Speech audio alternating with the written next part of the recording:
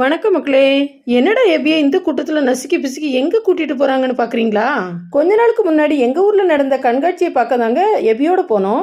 இப்படி கஷ்டப்பட்டு கூட்டிகிட்டு போயும் பிரயோஜனம் இல்லாமல் போச்சுங்க. ஏன்னு சொல்கிறேன் கேளுங்க. கண்காட்சியே பில்டிங்கோட செகண்ட் ஃப்ளோரில் தான் வச்சுருந்தாங்க. லிஃப்டையும் சேஃப்டிக்காக பூட்டி வச்சுருந்தாங்க. கிரவுண்டில் கொஞ்சம் டைனோசர்ஸ் மட்டும் இருந்துச்சு. கொஞ்சம் ஓவர் வெயிட்டாக இருக்கிறான்.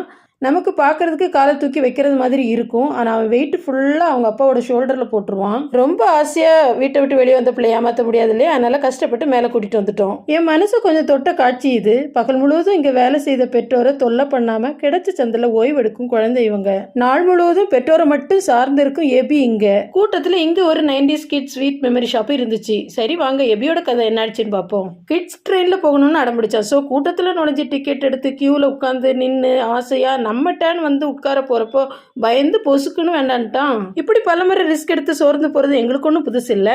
நல்லது நினைப்போம்.